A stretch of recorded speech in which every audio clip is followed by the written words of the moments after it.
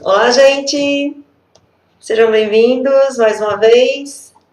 Estamos aqui novamente reunidos. Vamos lá. Você abre uma loja de supermercado ou uma loja de varejo e você abre com a sua família e começa com poucos funcionários. E você tem o seu jeito de trabalhar. As coisas estão fluindo muito bem. Está tudo dando certo. A sua loja começa a crescer. E ao contratar mais pessoas, mais funcionários, você começa a perceber que as coisas não estão sendo feitas da forma que você gostaria que fosse, da forma que você espera que ela seja feita. E você começa a ter problemas. Ao abrir uma outra loja, uma nova unidade, você começa a perceber uma diferença ainda maior na forma com a qual as pessoas trabalham. Isso chama sua atenção. Não são raras as ocasiões em que lojas da mesma rede trabalham de uma maneira tão diferente. Às vezes, nem parecem ser da mesma empresa. É uma diferente da outra, totalmente diferente. Eu já vi grandes empresas, grandes redes, que cresceram de maneira assim muito rápida e desordenada. Ou seja, sem processos bem definidos e sem controles desses processos. E hoje, essas empresas estão quebradas. Isso antes do Covid, tá, gente? Bom, isso não quer dizer que uma rede de supermercados não deva crescer. Ela precisa crescer, mas crescer de maneira organizada. Na live de ontem, eu falei uma frase que eu vi e gostei. Vocês se recordam dela? Quem organiza mais, trabalha menos. Guardem essa frase, tá? Vocês ouvirão muito ainda e se vocês começarem a implantar alguns desses processos, algumas dessas dicas ou táticas, vocês vão se lembrar dessa frase e vão utilizá-la muito ainda. Então, guardem essa frase, como eu acabei de dizer. Vocês se lembram também que ontem nós falamos sobre padronização da informação? Se não há padronização no modo de trabalho, não haverá padronização nas informações geradas. Isso é muito importante. Então, depois dessa historinha, vamos ao tema de hoje. Cresça do jeito certo. E antes de começar, cresça do jeito certo seriam os padrões, né? Padronização de processos, que foi o que eu contei nessa historinha. Antes de começar, muitos chamam esses processos, essa padronização, como POP, ou POP, que é Procedimento Operacional Padrão. E o que vem a ser isso, assim, de forma bem prática? São normas e procedimentos, tá? De que forma determinada tarefa deve ser executada, para que se tenha um padrão na execução disso. E nós sabemos, cada pessoa tem um jeito de fazer determinada coisa. Isso vale para as receitas, né? O ideal é que a tarefa seja feita, mas dependendo da tarefa, é preciso seguir um padrão para que não dê problema. Eu vou jogar só um exemplo assim, que eu nem vou entrar em detalhe, mas que vocês vão entender. Procedimento cirúrgico.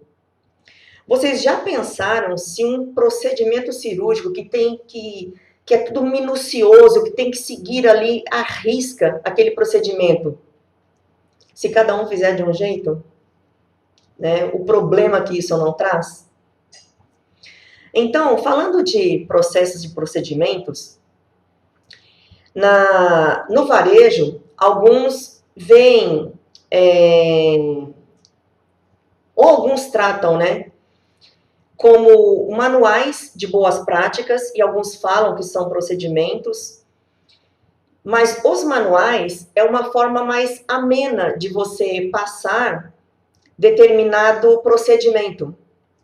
É como se fosse uma cartilha, um tipo de cartilha, onde você demonstra como deve ser executada cada tarefa, como pode ser feito cada tarefa.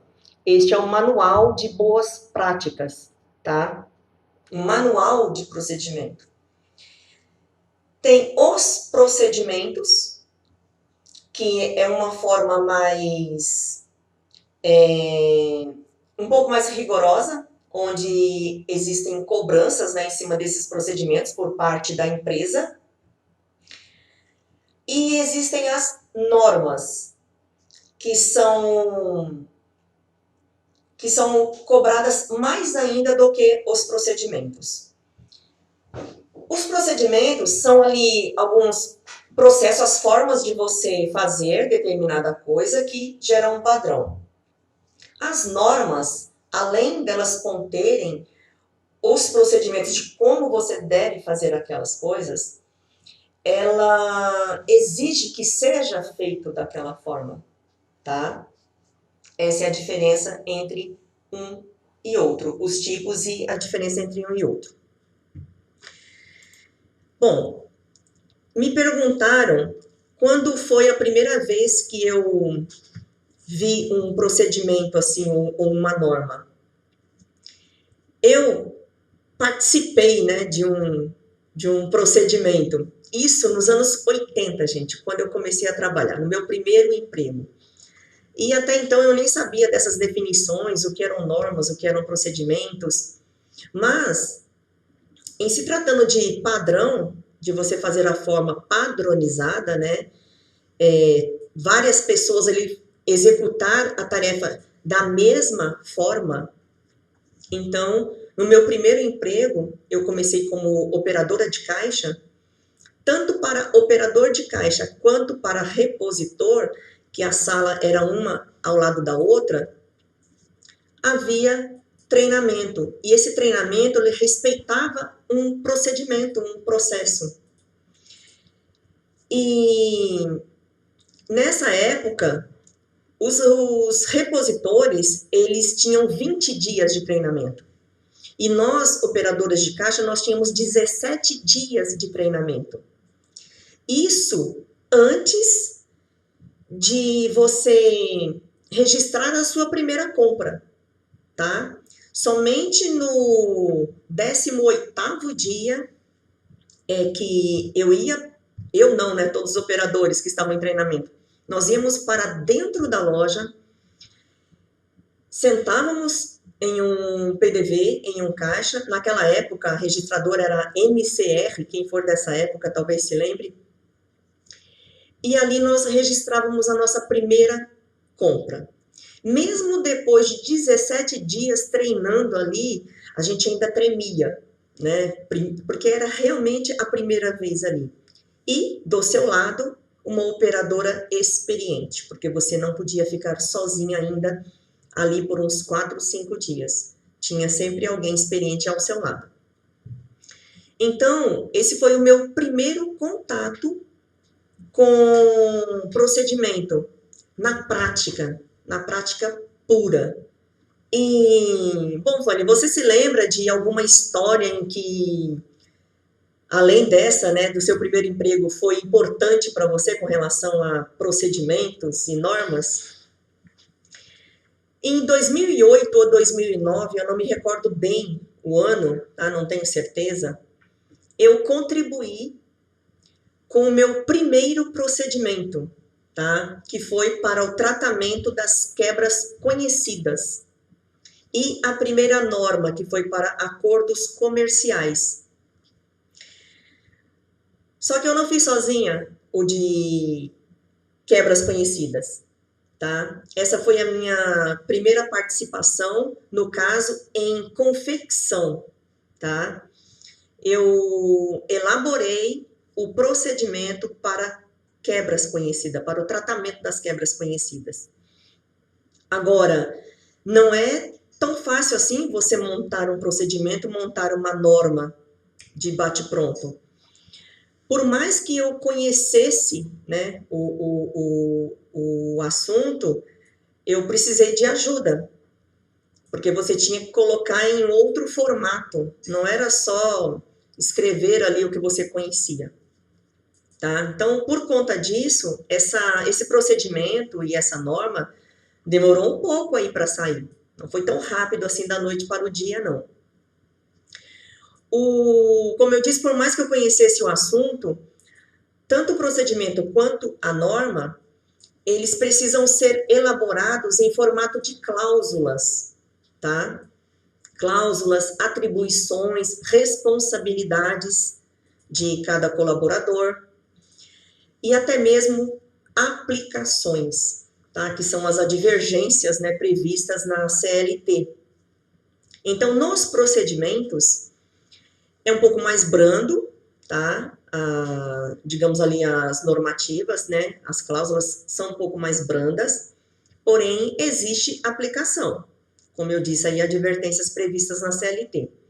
E já as normas, como eu comentei há pouco, elas são mais pesadas, elas exigem que elas sejam cumpridas, tá? E as aplicações também estão ali e pode até causar justa causa. Mas é difícil, o funcionário tem que pisar bem feio na bola para que isso aconteça, né? Bom, os benefícios do POP aí, dos processos, dos procedimentos. Por que é tão importante?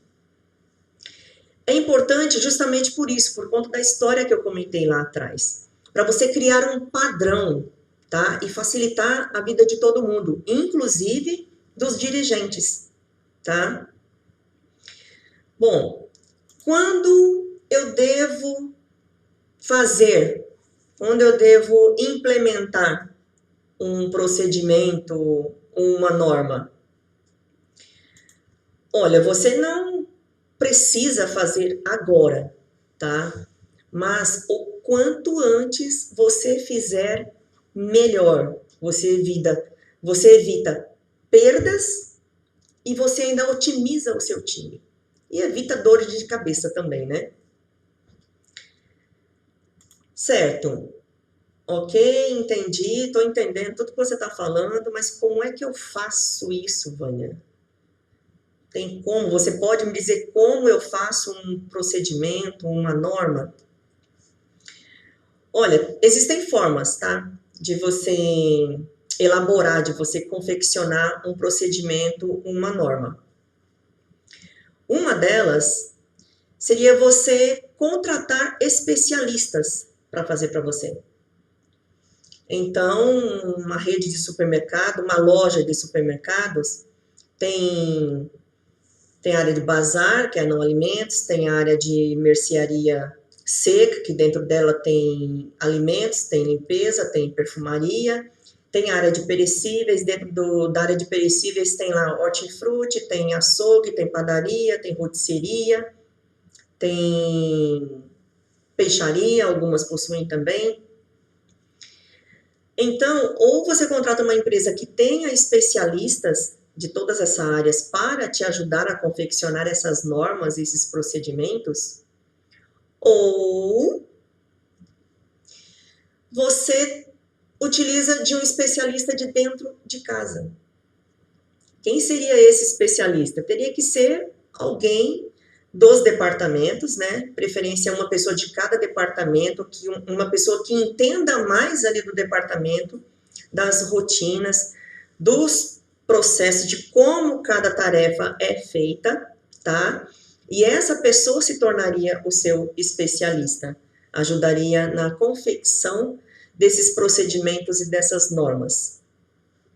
Como eu disse lá atrás, eu conhecia o assunto, então eu comecei fazendo a norma e mesmo assim precisei de ajuda.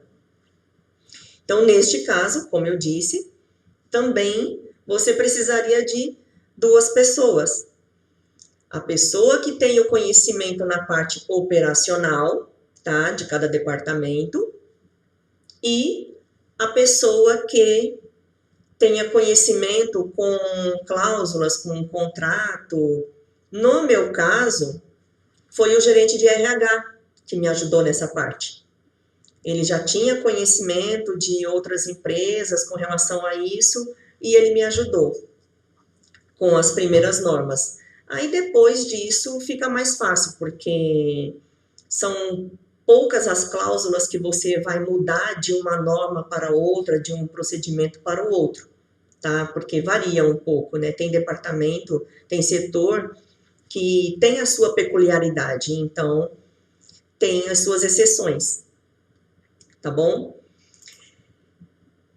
E uma coisa que eu acho importante e que foi o que eu fiz já com o meu primeiro procedimento, que no caso foi a de quebras conhecidas, o envolvimento do colaborador. Isso é muito importante. Eu conhecia do assunto, mas como eu estava ali agregando outros departamentos, eu precisei de um colaborador para me auxiliar na parte das quebras. E esse colaborador, um rapaz muito inteligente, que muito detalhista também, com relação a relatórios, a análises, ele participou comigo. Então, ele deu ideias, a gente pensou junto e o procedimento saiu das normas.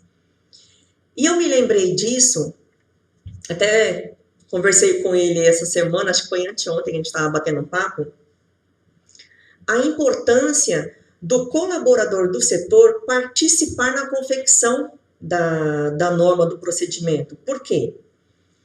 Ele participando, ele já está ajudando no processo, com o que ele concorda, com o que ele não concorda, tá?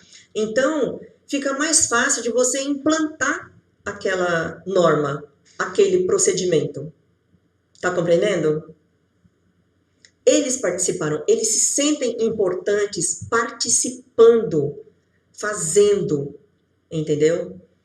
Então, eu achei importante falar isso para vocês.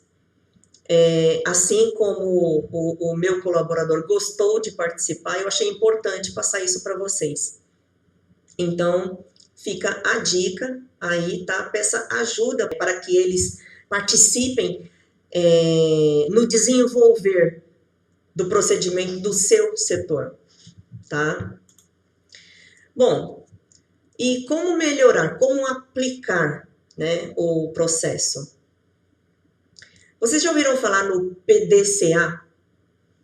PDCA é uma ferramenta de gestão que visa controlar e melhorar os processos de uma forma contínua. Essa ferramenta, o PDCA, ela é um ciclo, tá?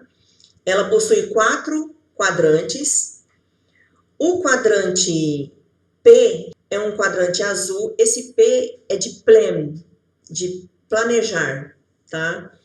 Geralmente esses materiais, essas ferramentas utilizam o nome em inglês, né? Então, esse P é de plan, de planejar, tá? Planejamento. Dentro de planejamento, nós temos o número 1, que é a identificação do problema, tá? O 2, que seria a análise do fenômeno. Você analisar o problema. Primeiro você identifica que você tem um problema. Depois você vai fazer uma análise desse problema, tá? Depois disso você vai fazer uma análise do processo, identificar as causas que chegaram naquele problema. E em quarto, então você vai elaborar os planos de ação para então atingir as metas, para a melhoria, para estancar aquele problema, para então você, de fato, criar o seu procedimento ali para aquele departamento, para aquele setor. Indo para o segundo quadrante, então, é o quadrante da letra D, que é PDCA. Então, o D é de do, que é do verbo fazer, que é você executar os planos de ação. Ou seja, esse plano que você elaborou no quadrante 1, depois que você identificou o problema, depois que você analisou, depois que você encontrou as causas desse problema. Depois disso, nós vamos para o quadrante C. Esse C é de check, de você checar, de você conferir, tá? É você controlar a eficácia dos planos de ação, tá? O realizado versus o planejado.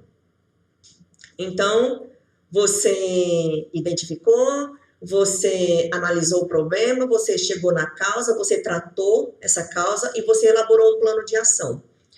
Você foi para o D, você executou esse plano, colocou ele em execução. Ali você está testando o seu procedimento já. O C, você vai acompanhar esse plano que você acabou de aplicar, o realizado versus o planejado. Quer dizer, o que você planejou, que está no papel, e o que de fato está acontecendo, para ver se está acontecendo alguma divergência ali e você agir em cima dela, agir em cima das correções. Depois disso, nós vamos para o quadrante A, que é o último, que é o quadrante de ACT, de ação. Então, você vai atuar e estabelecer os padrões caso o resultado seja alcançado, tá? Lógico, depois que você corrigiu se houve alguma necessidade, tá? Se você o realizado versus o planejado, se não estava acontecendo como deveria acontecer, então você teve chance de fazer algumas correções ainda e atuar estabelecendo esses padrões aí para atingir o resultado alcançado. Isso se torna um ciclo, porque aí você vai começar tudo de novo, tá? Se você fez correções, então você vai começar novamente, tá? Ver se você identifica mais alguma coisa. Por isso, o ciclo do PDCA. Certo? A partir disso, precisa levar em consideração as 3 fases fundamentais, que são as próximas aí, que é estabelecer o objetivo desse ciclo, tá? A segunda é a escolha do caminho para que esses objetivos sejam atingidos. E a terceira é a definição do método que deverá ser utilizado para isso. Precisa considerar também a formação da equipe, tá? Como eu comentei ali atrás, com o recrutamento de profissionais que vão liderar esse processo, tá bom? Todo cuidado é pouco nesse momento, tá, gente? Essa etapa, ela deve ser, assim, minuciosamente elaborada, tá bom? De forma a evitar as falhas, as perdas de tempo, tá? Para as próximas fases do ciclo do PDCA. Isso no quadrante 1, né? O do ali, do fazer, com o planejamento pronto já, tudo certinho, detalhado, você vai colocar em prática. É aí que você vai treinar os envolvidos, tá bom? Prepará-los, né, para que o método seja empregado ali. E a etapa mais importante do ciclo. Por isso, o seu acompanhamento deve ser ali constante e bem próximo, tá, dessas pessoas, para que não ocorram desvios do que foi planejado. A terceira fase, que é o verificar, que é o checar aí, o check, né? É a análise ou a verificação dos resultados ali alcançados, os dados coletados. Ali deve ocorrer após a execução, quando são feitas as avaliações estatísticas desses dados e a checagem, né, dos itens. O principal objetivo dessa fase é destacar eventuais erros ou falhas, para que você haja na correção dela.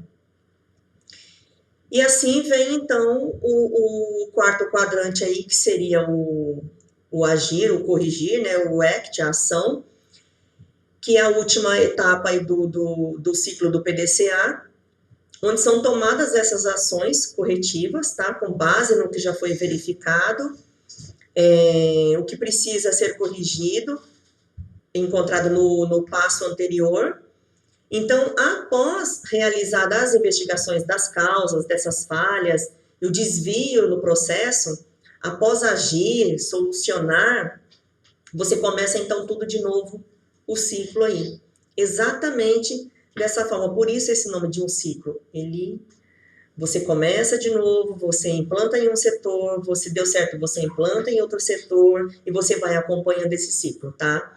Deve ser retomado sempre para que as práticas e os processos se aprimorem continuamente e não se percam no caminho, tá? Uma vez que você fez todo esse ciclo em um determinado setor, não, em todos os setores da loja. Você escolheu uma loja para fazer isso.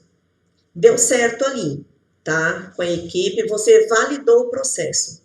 Essas pessoas que você escolheu como o expert aí, a pessoa que ajudou na implantação, na confecção dessa norma e no treinamento das pessoas ali, essas pessoas serão os multiplicadores, tá? Deu certo na loja piloto, então você vai multiplicar para você padronizar as demais lojas da sua rede. E então você tem uma equipe de multiplicador. Eles vão para outra loja, fazer todo esse processo de aplicação do ciclo aí, dos procedimentos, das normas. E é importante, uma vez que os colaboradores participaram da confecção desse procedimento, dessa norma, é importante que quando essa equipe for multiplicar em outra loja, que chegue ao conhecimento deles que para confeccionar aquele documento, houve a participação dos colaboradores, tá? Para eles perceberem que por mais que eles ali não participaram, porque uma loja foi escolhida para que eles saibam que, por mais que eles não participaram, eles têm importância e que eles podem contribuir com a empresa, tá? Por isso é importante a divulgação disso. A implementação se torna mais fácil, mais amena, tá? Bom, dito isso, você pode me perguntar, você tem um exemplo de como fazer isso, como fazer um procedimento, uma norma? Olha, eu tenho, poderia citar várias aqui. Mas eu vou citar da seguinte forma, eu vou citar um evento, um determinado problema que todo supermercado enfrenta, tá? E com esse problema, eu vou citar vários setores que podem contribuir, tá? Para que esse evento cause mais problema ou esses setores participando em prol da empresa evitem problema com relação a esse evento, tá bom? Vamos falar então do prazo de validade do produto.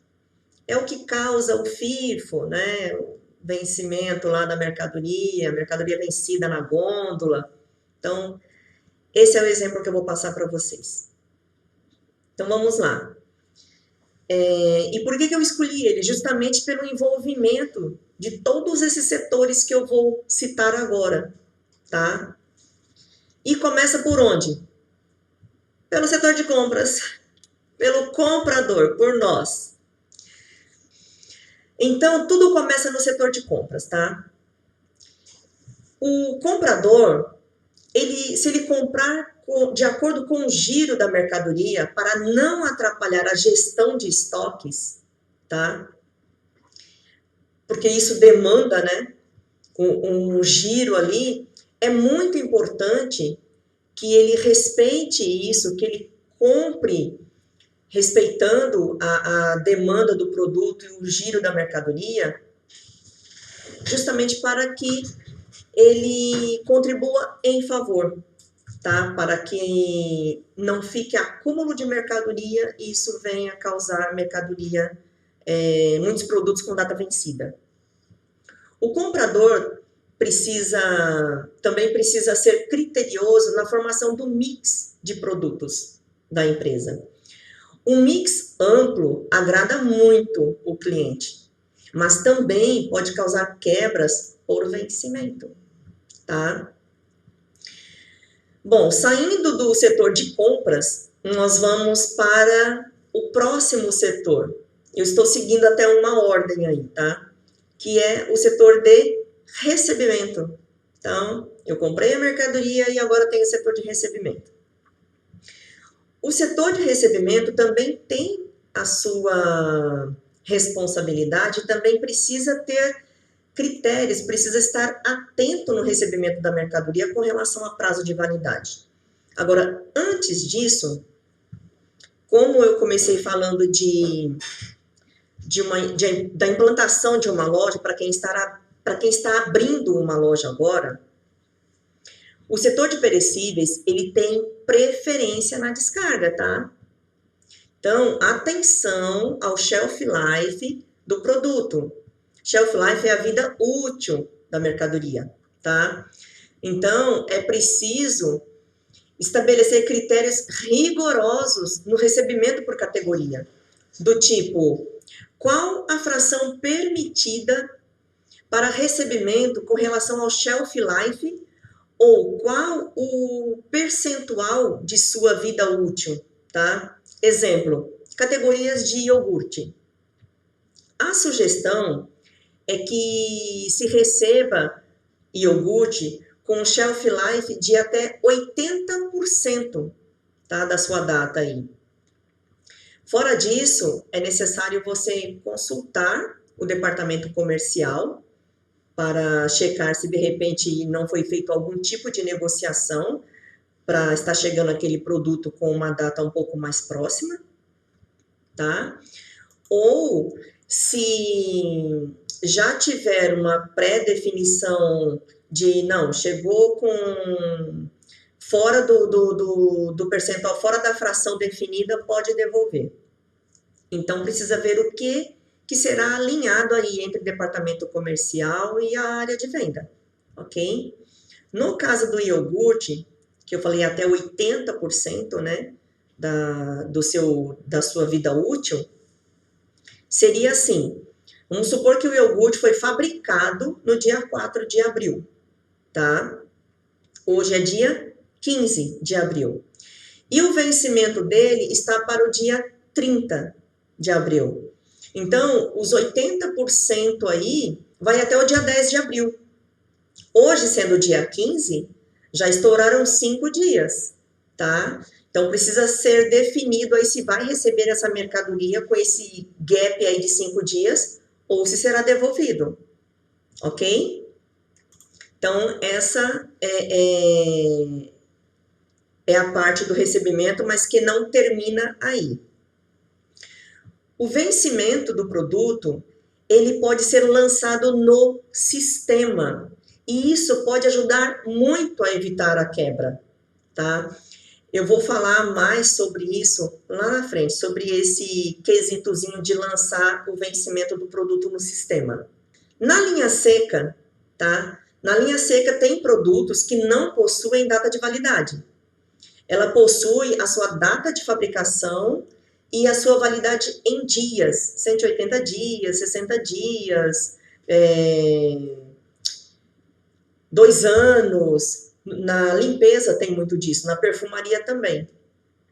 Então, precisa se atentar a isso também.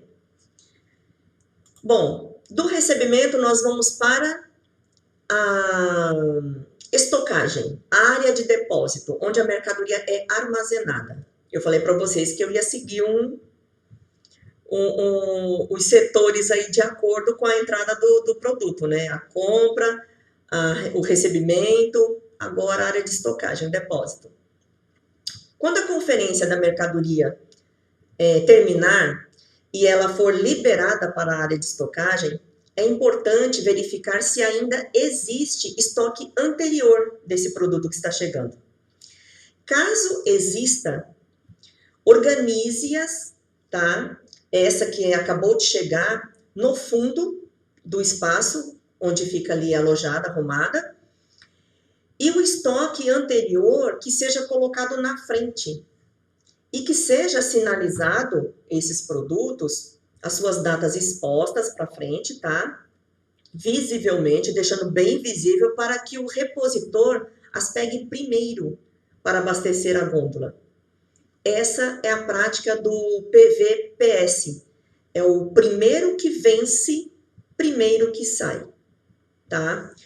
A gente chama ainda o ato de fazer essa movimentação de produtos com a data de validade, de colocar a data mais nova no fundo e a mais antiga na frente, a gente chama também de rodízio, fazer o rodízio, tá, da mercadoria.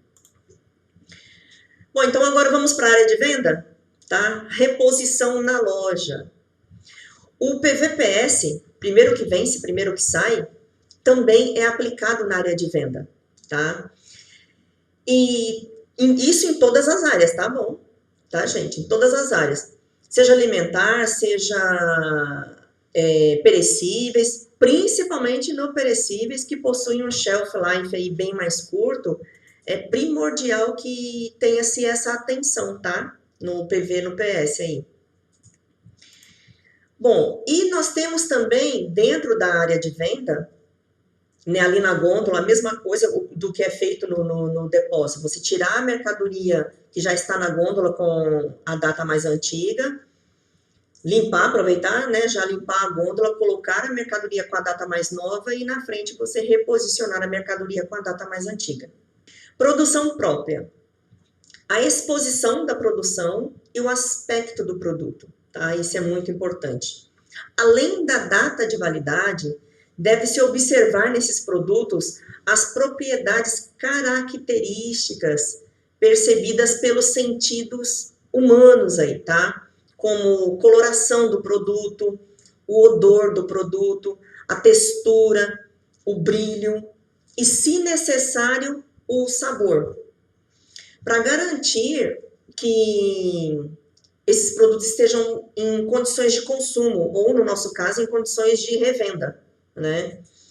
Alguns alimentos aí, os frescos, principalmente, carnes, peixes, verduras, nós nos baseamos por essas características, certo? Bom, e depois nós temos ainda o setor de auditoria. Você pode criar um setor de auditoria, se você tiver condições, né, e pessoas para você montar um departamento de auditoria, que faça uma varredura constantemente para ver esses produtos com data de validade próxima. O aconselhável é que se tenha um responsável por área para fazer constantemente essa varredura, tá, das datas de vencimento, antes que esses produtos virem quebras. Como eu falei lá atrás, da data de validade no sistema, você pode economizar a tua equipe aqui. Você criando um procedimento para o seu setor de recebimento, tá? Ou uma boa prática, mas que eles sigam essa boa prática, uma delas é você alimentar o sistema com a data de validade de cada produto que entra, tá? Na minha opinião, na minha humilde opinião, todo sistema deveria ter uma trava de obrigatoriedade no preenchimento desse quesito, tá? Sabe quando você está preenchendo um documento, o pessoal pede seus dados lá e onde está CPF, RG, está lá, preenchimento obrigatório. Então, na minha humilde opinião, a data de validade deveria estar lá como preenchimento obrigatório na entrada da mercadoria. Por quê? Para quem é automatizado, insere as datas de validade no sistema, pode ser extraído um relatório e otimizar o tempo da equipe. Tá? Para quem não é automatizado, infelizmente o trabalho terá que ser manual, fazer a varredura ali, perder esse tempo, olhar vários produtos, olhando a data de validade, pedir ajuda para os promotores. Mas, uma vez que você insere as datas no sistema, facilita. Basta extrair o relatório lá, gente, e não precisa deixar a coisa chegar muito próxima, não. Tira constantemente esse relatório. Você tirando o relatório com antecedência de data de validade, ali com 10 dias de antecedência, você consegue ofertar um produto. Você consegue uma verba com o fornecedor, pede ajuda para o comprador, pega uma verba com o fornecedor, baixa um pouco o produto, o preço do produto.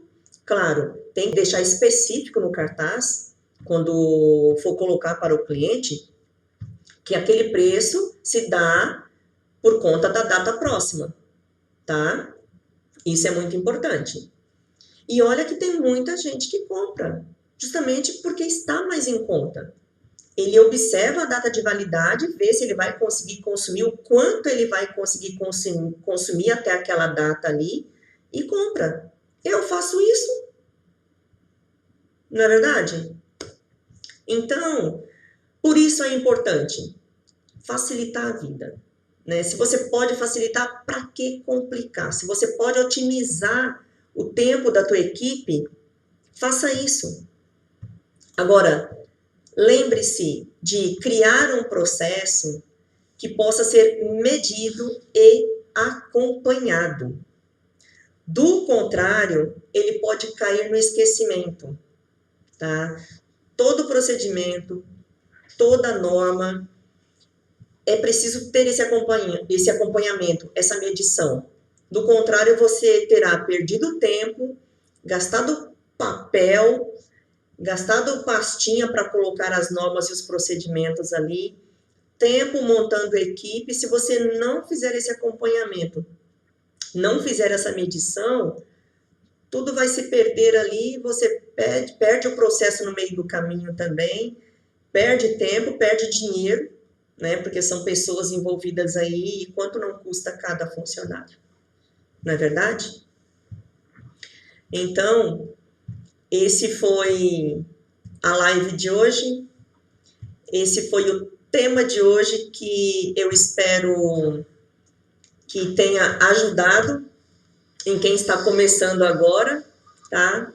E amanhã tem mais, tá? Eu espero contar com vocês aí. Até amanhã. Beijo, obrigada pela participação de todos.